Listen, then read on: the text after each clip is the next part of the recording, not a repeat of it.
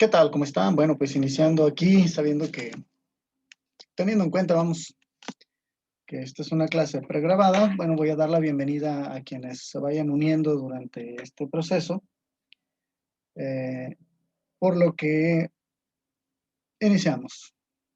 Bien, nuestro tema sobre el módulo 2, el lenguaje en relación del hombre con el mundo. Y hemos estado analizando, pues, algunos detalles, algunas cosas importantes respecto al lenguaje, la evolución del lenguaje, el, el poder que tiene el lenguaje, ¿sí? sobre las demás personas. Llegado el momento que el ser humano se va desarrollando y va creciendo en cuestión de intelecto, pues va dejando atrás algunos mitos que de entrada no le dieron la oportunidad de desarrollarse como debió. Se va dando cuenta que algunas cosas no son como parecían ser, ¿sí?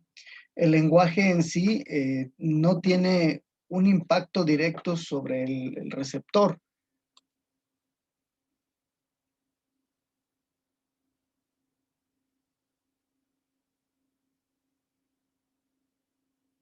No directamente, es decir, ¿qué tal? Buenas tardes, buenas noches, Lupita, bienvenida. Buenas tardes, maestro. Al Gracias. contrario, comencé grabando, ya llevo algo aventajado, pero ahorita vas a agarrar el hilo rápidamente. Estaba hablando respecto a la evolución del lenguaje en el ser humano, y aunque al inicio, al principio, cuando el ser humano va desarrollándose y va evolucionando, piensa que el poder que tiene, o sea, el hecho de hablar, piensa que tiene una influencia directa sobre los demás. Por eso encontramos escritos sobre rituales en los que la palabra tiene muchísimo sentido, donde la palabra tiene un efecto, juega un papel más bien muy importante, ¿no?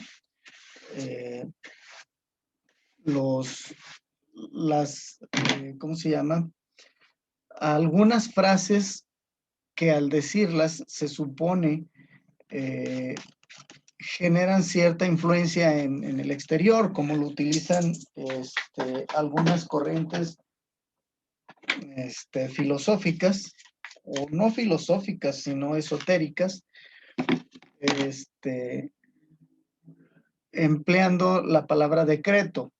Cuando la persona considera que al decretar algo, al hablarlo o al decirlo, no se va a cumplir o va a tener cierta influencia sobre los acontecimientos externos que pueden acontecer. Un ejemplo sencillo es la persona que cree que tiene, o que cree, vamos, en este poder de la palabra, cuando se le comenta o cuando se le dice,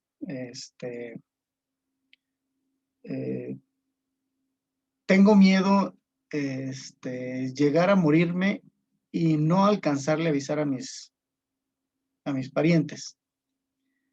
Las personas que creen en que tienen, vamos, esta manera de pensar, dicen, pues decreta lo contrario y repítete tú mismo. No voy a morir sin antes avisar a mis seres queridos. Y decrétalo, y no va a ocurrir. O sea, como si el mismo hecho de decir las cosas tuvieran cierto efecto en el ambiente, en el entorno que nos rodea, ¿bien? Ese es el lenguaje, cómo ha surgido. En la clase anterior veíamos el acontecimiento de las Torres Gemelas, ¿no? El momento en que los aviones chocan una con la otra. Y cada uno tenemos una experiencia o una idea diferente. Yo estaba estudiando filosofía en un internado en ese tiempo y todos corrimos a la sala de televisión a ver los acontecimientos. Estábamos viendo cómo se estaba quemando una torre cuando otro avión se estrella justamente en ese momento que estábamos viendo las noticias. Otro avión choca y algunos pensaban que era repetición, pero pues yo les decía, es que no puede ser repetición porque una torre se está quemando ya y hay otra que se está empezando a quemar. Entonces, si fuera repetición, estaríamos viendo la misma torre. Y el de las noticias dice, es otro ataque, o sea, hay otro avión que se está estrellando en este momento y siguen dando noticias y hay otro más en el Pentágono y hay otro más, etcétera. O sea, fue de locura, ¿no? Bueno, afortunadamente estábamos fuera de Estados Unidos y no tuvimos nosotros que pasar por esos momentos. Y en las diapositivas pasadas, yo les presentaba también los acontecimientos históricos en México, la muerte de los 43 normalistas en Ayotzinapa, y cuestionaba el asunto, ¿no? ¿Dónde estuvo o qué estaba haciendo el presidente en ese momento? Porque siempre buscamos el causante de las cosas, ¿no? Si se dan cuenta, por ejemplo, ahorita, de acuerdo a la evolución del coronavirus, pues hay muchas personas que están culpando al gobierno pues por decirlo así, del mal manejo o del manejo, ¿sí? de la pandemia, y están acusando al gobierno de que, de que por su culpa está habiendo tanta muerte. Pues yo no apoyo por ningún lado a ningún tipo de gobierno, pero sí me pongo a pensar cuánto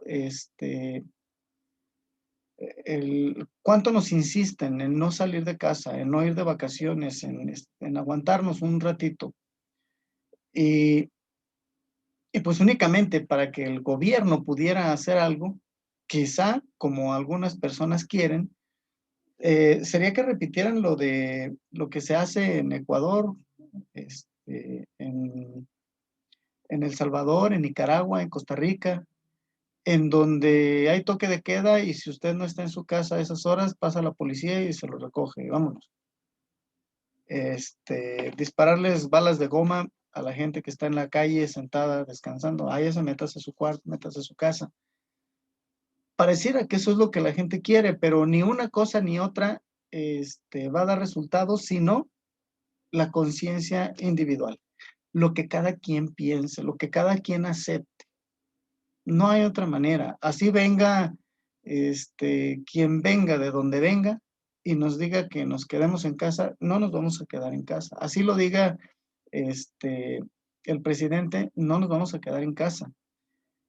O así nos lo digan los candidatos de otros partidos, tampoco nos vamos a quedar en casa. O sea, somos personas difíciles. El ser humano es muy difícil de tratar, es muy difícil uh, de convivir con él, es difícil entenderlo. Entonces yo por eso ponía esas imágenes y en una de las imágenes anteriores sobre el acontecimiento del Holocausto en Alemania, en donde Hitler concentra a miles de judíos en campos de concentración, perdón, y los mantiene ahí prácticamente esclavizados, haciendo experimentos con ellos en condiciones de hambre, encerrados como animales y muriendo a grandes cantidades. Y al final yo les ponía la imagen de Cristo, de Buda, de Mahoma, de Alá, de acuerdo a los conceptos religiosos de cada quien. Si ellos son los superiores, entonces, ¿quién podría hacer algo para evitar esas catástrofes, esas cosas? Difícilmente, o sea, podemos encontrar alguien que pueda hacerlo, ¿no? Por un lado, creo que estas cuestiones pasan porque el ser humano decide que pasen, no porque Dios o el concepto de Dios que cada quien tenga, así lo quiera. Tenemos libertad de decisión, de actuar sobre nosotros mismos y sobre los demás. Y somos testigos a estas alturas de la humanidad de las cosas horribles que puede hacer el hombre con el hombre mismo.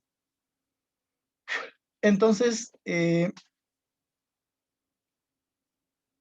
los acontecimientos históricos, podría yo ponerlo desde esta perspectiva, desde la perspectiva cristiana, en la que a Jesucristo, bueno, le preguntan si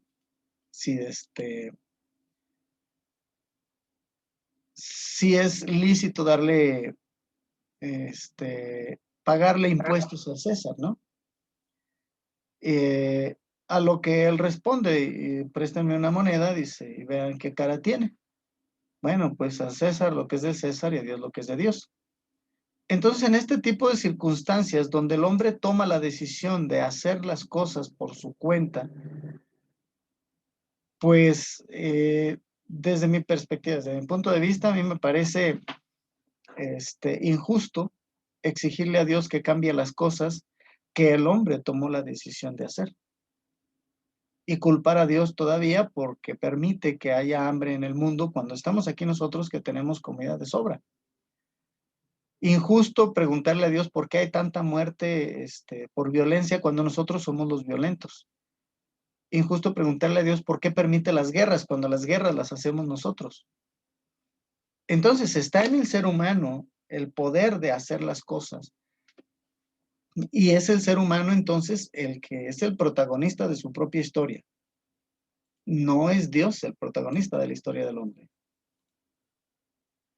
Interviene, claro que sí, no lo dudo, pero como dije hace rato, ¿no? No de manera material, sino de manera espiritual. Y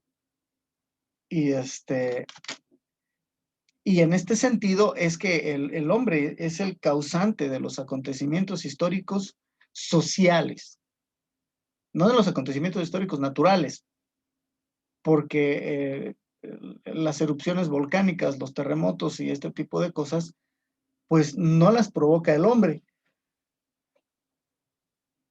Tampoco creo que sean provocadas directamente por Dios como una venganza o como un castigo. Vivimos en una tierra que se sigue formando, creada o hecha por quien haya sido, incluyendo a Dios. De todos modos, el ser humano está en este planeta, en este lugar, con las características que tiene. Y él es el mismo, el ser humano, el que provoca todo lo que ocurre en cuestión social. Sí, y vamos a verlo de esta manera. Si enfocamos una cámara en la ciudad arriba, que tome toda la ciudad alrededor, ¿sí? Y la enfocamos. Vamos a ser testigos de los acontecimientos que ocurren aquí adentro, ¿sí? Y vamos a ver en esa cámara muchísimos movimientos, cambios, movimientos, idas, vehículos, choques, explosiones, movimientos, luces, todo eso. Mientras que otra misma cámara la vamos a colocar lejos de aquí, en despoblado, donde no haya nada, abarcando el mismo espacio, toda la ciudad, todo el tamaño de la ciudad. Y voy a comparar las dos cámaras. En una de ellas están ocurriendo cosas constantemente y en la otra parece ser que está estático, salvo algún animalito que se mueve, el aire que mueve las plantas, nada más. Entonces, me pregunto, ¿quién es el causante de los fenómenos que están ocurriendo en la cámara que enfoca la ciudad? Es el mismo hombre, porque el Dios que maneja o que es testigo también de la cámara que está enfocando a la ciudad, es el mismo Dios que es testigo de la cámara que está enfocando al despoblado. Entonces, puedo ver de esta manera cómo en donde hay seres humanos hay más cambios, hay más movimientos. ¿Ok? Y donde no hay seres humanos, prácticamente no se mueve nada. Y el Dios sigue siendo el mismo. Y el presidente sigue siendo el mismo. y los gobernadores siguen siendo los mismos. Entonces, el causante de los cambios los accidentes que ocurren en un entorno donde hay seres humanos es el ser humano mismo. Y aquí es entonces donde aterrizamos un poquito más y empezamos nosotros a estudiar el concepto del ser humano y su intervención en la sociedad.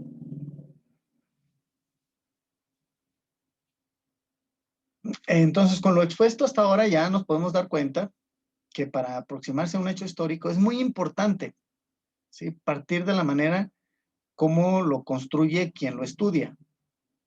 O sea, el estudioso, el histórico, el historiador. Por un lado, lo representa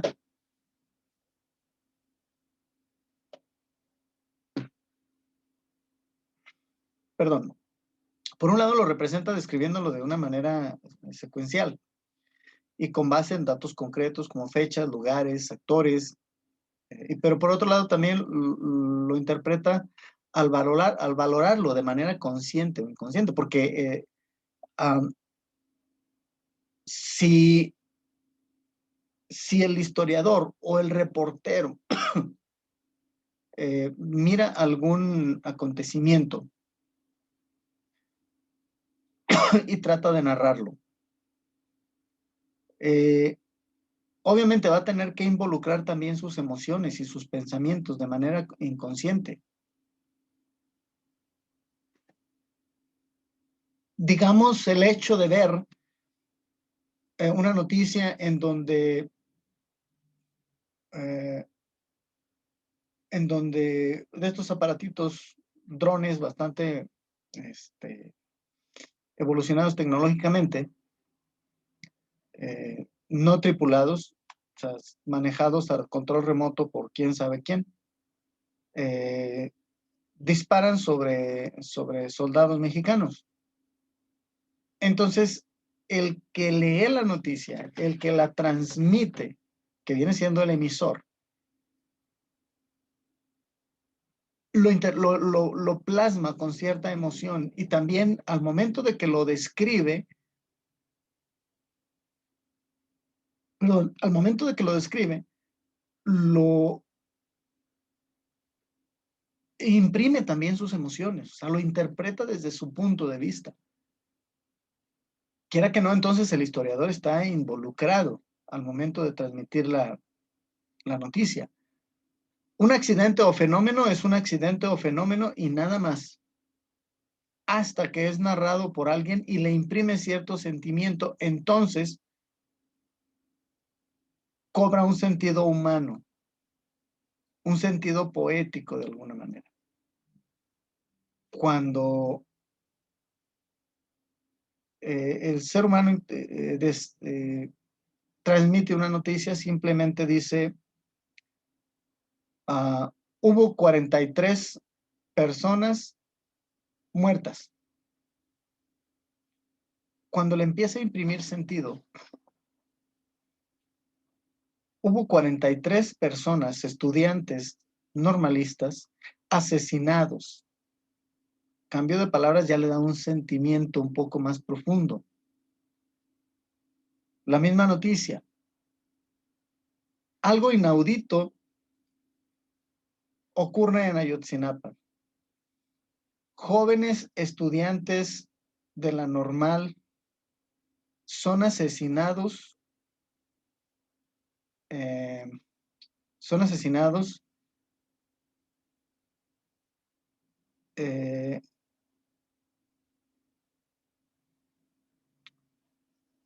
por parte de, o sea, por personal del ejército mexicano. Entonces, desde ese momento, cuando ponemos a los normalistas asesinados por personal del ejército, entonces le estamos ya poniendo a una víctima y a un verdugo. Mientras que en el momento que yo dije, hubo 43 muertos, punto. No hay culpables. Pero ya en el momento que yo describo y le doy adjetivos a los sustantivos, entonces es el momento en que yo estoy interpretando y estoy plasmando con mis palabras un acontecimiento que debe despertar en mí o en el lector una emoción o un sentimiento. Por eso es que hablamos del lenguaje del hombre en relación del hombre mismo con el mundo mismo. Ok, es el lenguaje que es capaz de mover. Vamos a ver, yo tengo un mayordomo aquí con 10, 20 personas enfrente a él esperando sus órdenes. Tengo otro mayordomo aquí con 10, 20 personas enfrente de él esperando sus órdenes. A este le digo al mayordomo, diles a tus trabajadores que me construyen una cancha de básquetbol. Se va, empieza, trabaja, dice, y empieza a ver una transformación, se va dando una transformación. Mientras que a este otro no le digo nada, lo dejamos ahí. La palabra de este mayordomo tuvo una relación con sus trabajadores que impacta en el mundo. Mientras que este otro no dijo palabra, no dijo nada, y todo permanece estático. Bastante ilustrativo, creo, es el ejemplo que estoy poniendo, y creo que aquí puedo darme cuenta de qué manera el ser humano tiene injerencia sobre el mundo. ¿Sí?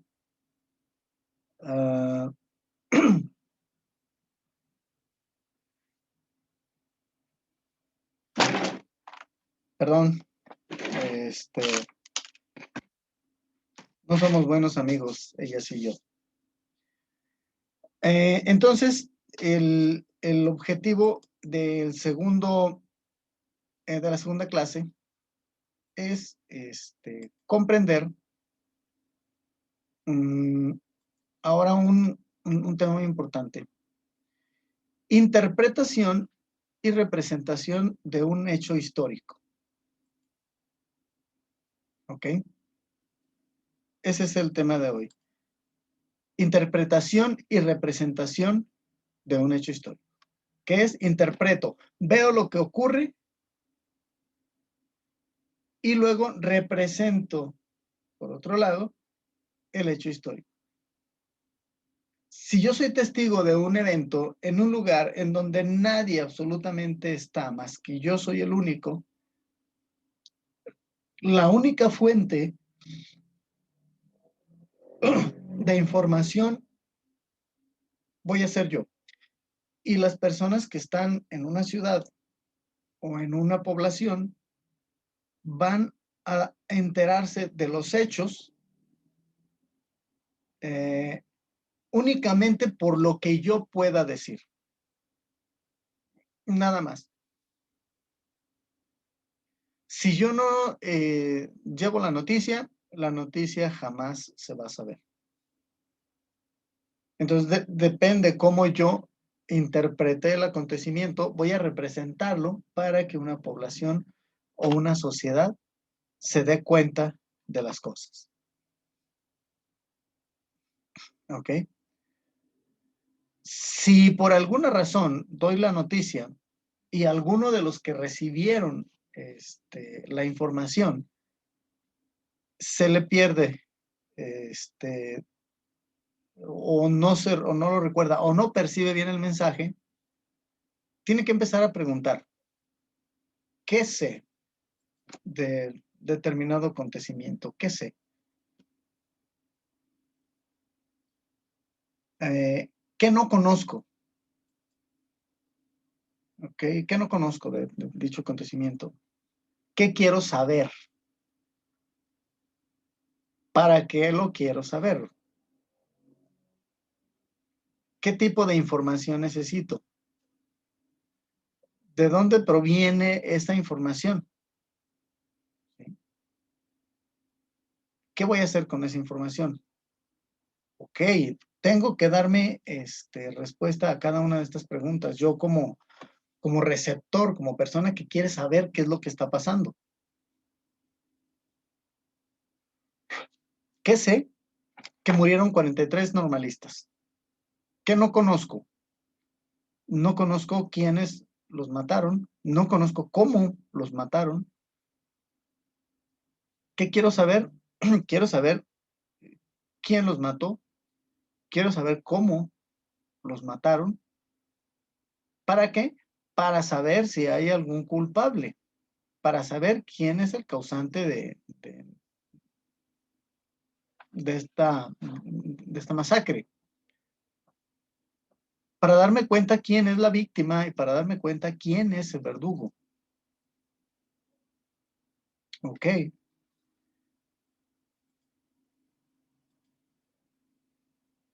Todos estos acontecimientos tienen un fondo. Entonces, ¿qué tipo de información necesito? ¿Ok? Información de un testigo, información de una noticia escrita, información de un periódico, información de otra cosa. ¿De dónde proviene la información que necesito? Pues de alguien que lo planteó, de alguien que lo notificó, de alguien que lo compartió. ¿Qué voy a hacer con la información? Noticias. ¿Por qué me llama la atención ver una novela?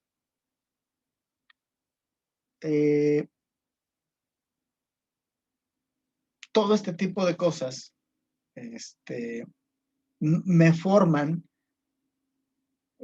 forman en mí un criterio. Estoy aprendiendo, toda mi vida es de aprender, toda nuestra vida es de aprender. Entonces, las noticias que yo lea, la información que llegue a mi vida, a mis conocimientos, a mis sentidos, la voy a emplear para obtener un criterio de las cosas y tomar una postura ante ellas. Por eso ahorita tan complicada la cuestión de la política cuando se está acercando el periodo de elecciones. Perdón, acabo de comer hace ratito. En estos días, que como les comento, que estamos en este proceso electoral, eh, voy a formarme también criterios de acuerdo a las noticias que se me den. Voy a modificar mi criterio, mi manera de pensar. Y cuanto más haya argumentos sólidos, más firme voy a hacer en esa postura. Por eso, pues quienes ya somos viejos, que nacimos con un tipo de gobierno y que de alguna manera alcanzamos a ver algún cambio algún día y pues nos damos cuenta que siguió igual la cosa, por eso ahora pues no creemos que haya un cambio tan profundo y menos a corto plazo. No digo que no se vaya a dar, no digo, o sea, no soy antipolítico tampoco, como para decir, no se crean, no es cierto, no va a pasar, no, sí va a pasar. Eh, Incluso, pues soy de las personas que opinan que 6 años son muy poco tiempo para hacer una transformación como la que quiere hacer el presidente. Han habido cambios, sí se han hecho, hay nuevas reglas, nuevas leyes, también, pero eso se lleva mucho tiempo, eso se lleva más tiempo. ¿Ok? De que se logrará, pues espero que sí. El otro punto que vamos a analizar el día de hoy es la intención comunicativa. Esto es muy importante. La intención comunicativa. La intención comunicativa es una clave de interpretación de un hecho histórico. O la intención comunicativa es la intención que tiene el emisor, es decir, para que yo tenga una comunicación entre dos personas, necesito, ¿sí?, que haya cierta, que haya un emisor del mensaje, es decir, una persona que emita un mensaje tal cual. Sí. A esta persona que emite el mensaje le llamamos emisor tal cual. Emite un mensaje. Tenemos un mensaje que transmitir y para ello necesitamos que haya un receptor. En este caso, el receptor lo tengo. Este receptor va a recibir el mensaje. ¿Ok? Este receptor recibe el mensaje. Y este receptor, entonces, va a formarse un criterio de acuerdo a lo que sabe, de acuerdo a lo que conoce. ¿Ok? No es una cuestión, no es una ley universal, porque, bueno, puede pasar que el receptor no pretenda hacer modificar su criterio, simplemente enterarse. Entonces, la intención comunicativa es la idea que trae el emisor y lo que quiere lograr con ello. Entonces, la intención comunicativa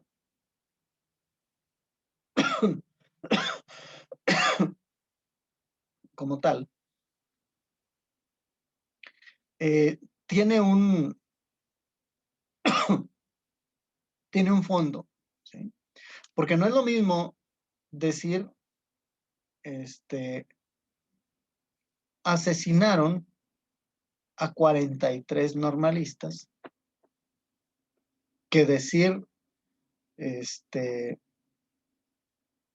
perdón, mataron a 43 normalistas que decir han asesinado a 43 inocentes normalistas. Cuando yo le pongo adjetivos y voy expresando el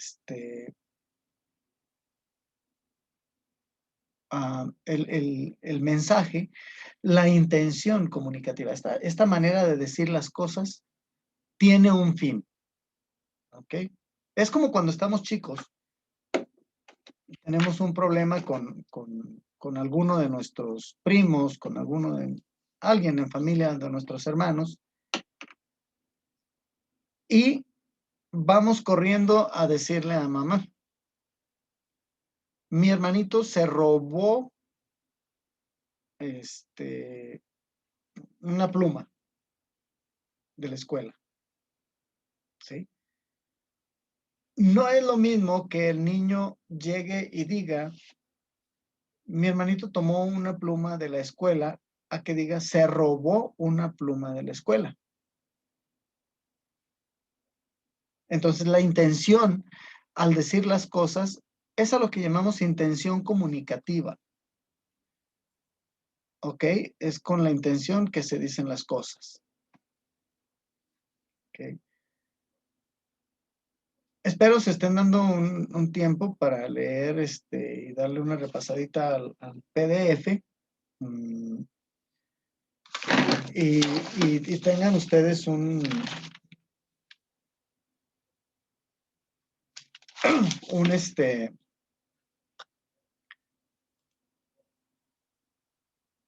criterio más amplio, sobre todo ahorita que estoy manejando los temas. Esta cuestión de la intención comunicativa debe venir en la página 38 o 39. Por ahí debe de venir.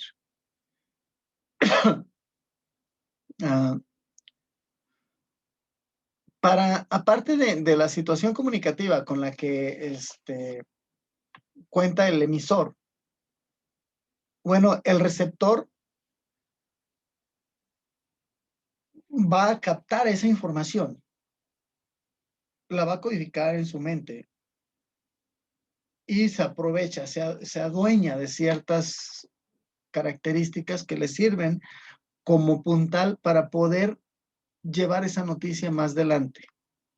Agarra pedacitos pequeños de toda la noticia en concreto y la transmite más adelante. ¿Ok?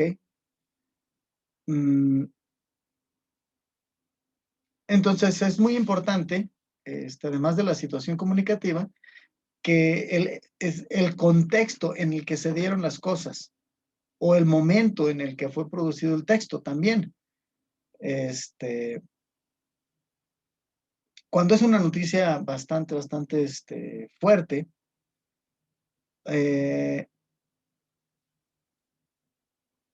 no necesita, digamos, mucha publicidad. Las cosas se ven rápidamente, pero sí necesitamos que alguien con quién, vamos, no que alguien nos explique, sino con quién comunicar los hechos para intercambiar criterios, desechar lo que no es parte del concepto y e integrar lo que sí es. Okay. De este modo, la noticia que yo voy a transmitir o el tema del que yo voy a hablar, pues viene con cierta pureza, sin influencia de otros hechos sociales alrededor de la noticia principal. ¿Sí? Entonces, esta noticia que ustedes analizaron, que ustedes vieron del 11 de septiembre en el 2001, se transmite y se sigue transmitiendo todavía después de tantos años,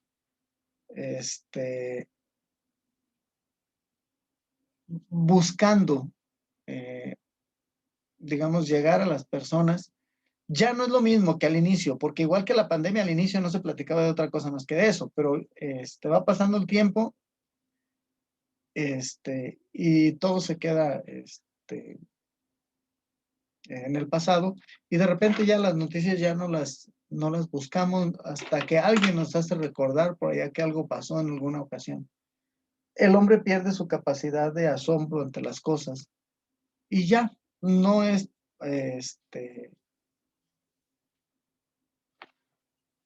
no es obligatorio, digamos, no se siente la obligación moral de actuar contra o en contra o a favor, digamos, de un acontecimiento. ¿Ok? En Estados Unidos en ese tiempo, bueno, se pretendía, más bien lo que comunicaban, pues, que el Estado Islam, los habitantes del Líbano,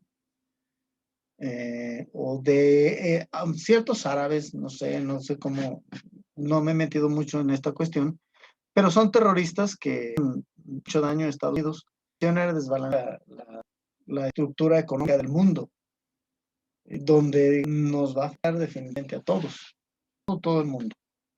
¿Sí? Entonces, si ellos digan que esto iba a ocurrir, pues probablemente lo más importante a la hora que quiera este asunto, ¿no? Trabajan otros que se pinta y no quería, resulta estas anécdotas, historias ahí, que de la que me preguntan que ahora es la clase, y traigo un poquito cuando me meto acá a los textos para poderles leer. No sé si tengo gente esperando, vamos a ver. Ahorita van a ver 10 minutos para 5 minutos. En 5 minutos se graba el video. Ya se nos está acabando el tiempo. Y nos volvemos a conectar. Voy a subir 2 videos el día de hoy. Milton y otra, me parece que es Mari, otra Mari.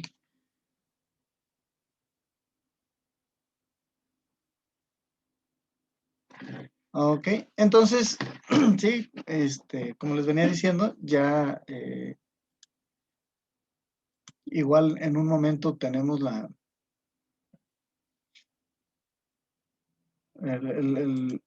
este quiebre que se hace un momento porque dura 40 minutos el tiempo del video. Se graba en 3, 5 minutos, se graba el video, yo lo guardo y empezamos el siguiente video. Si trato de grabar empalmado, se nos congela como está pasando ahorita. Probablemente estén viendo mi imagen congelada. Es que tengo una aplicación que se abre sola en la computadora y me detiene todos los recursos. Vamos a ver si lo podemos quitar.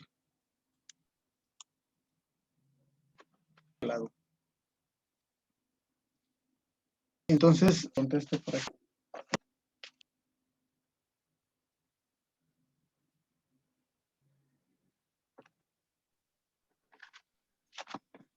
Ok.